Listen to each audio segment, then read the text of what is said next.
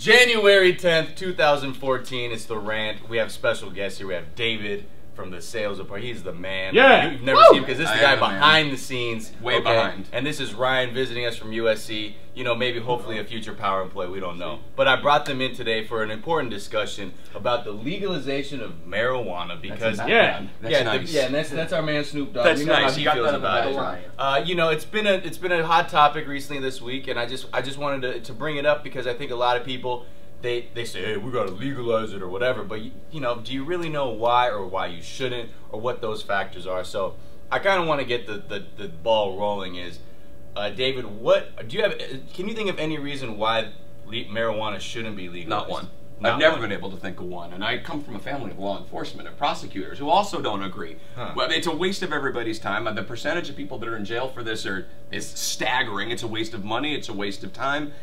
And there's no compelling reason for it that I can think of. And hemp production actually apparently is good for something. I don't really know what. It has something to do with the environment. Well, hemp is one of the strongest fabrics, like natural fabrics. And that's good, right? You want a strong fabric. And you know, just to give you some conspiracy stuff, Dow Chemicals was developing nylons and polyesters in like the 30s, and was going to be the strongest material at that time. But hemp was even stronger than nylon or polyester. And hemp was a big core product of colonial America. And I don't, you know, these Tea Partiers who seem to love colonial America and want to harken back to that, shouldn't they be all foursquare? I guess some of them are. Shouldn't they be foursquare into hemp production? I mean, they like nothing past when people wore knickers and pantaloons. Right, exactly. And this seems perfect. The tobacco market also took off at the same time, so they were marketing tobacco, cigarettes, and then the hemp. That's not what they wanted. You can't have competition, especially in this country. We don't like competition because we like to make that money. So, but I think a lot of people say on one end they'll say like, well, if you legalize marijuana, then everybody's gonna be smoking weed and nothing's gonna happen. People are gonna be crashing their cars and planes will fall out of the sky. Marijuana has legally been functionalized in this country for the last 50 years anyway. I mean, I was caught smoking a joint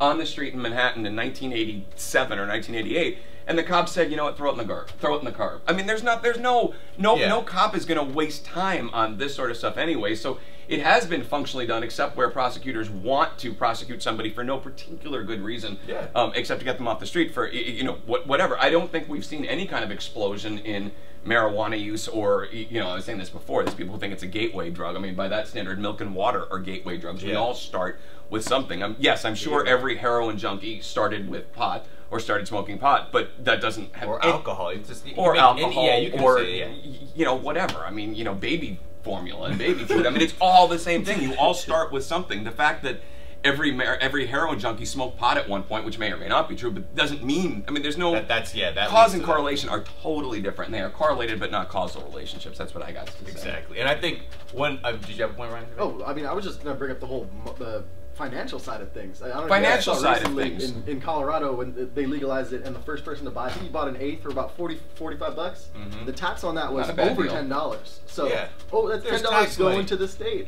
which we don't get in California. I mean, we have functionally legalized it in California, and we are seeing none of the. I mean, I'm seeing frankly some of the benefits of it because I like to be able to walk in and buy it without a problem. But we get no tax benefit from it as a state. No. There is no advantage. We have essentially.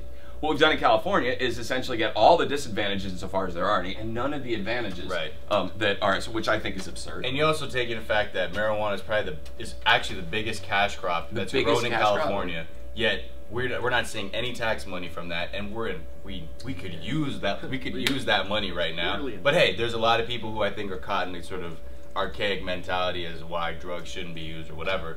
And I think another thing should be said, like even Portugal and the Netherlands, where most drugs are legalized.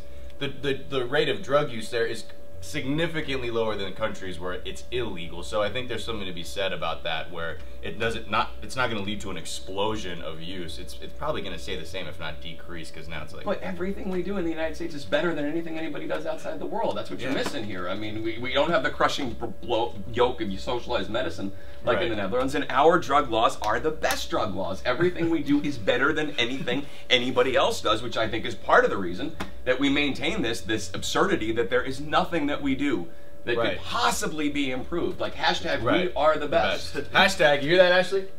Yes. TTYL, Ashley. TTY, Ashley's off camera, you can't see her. USA, do you use that? Hashtag USA exclamation point? You can't do an exclamation point. The hashtag David. Anyway, we're getting off topic here. Back to the marijuana. Oh, well, hashtag was a little bit on top. Yeah, hashtag, you're technically right.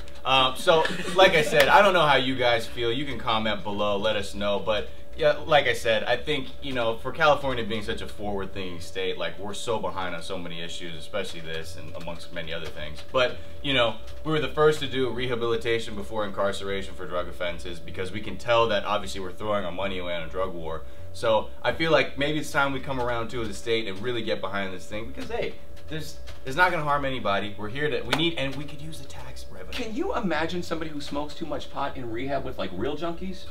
Yeah. They've got to be laughed out of promises. I mean, Charlie Sheen or whomever it is that are on these, they've got to laugh at, what are you here for? Well, I smoke too much pot.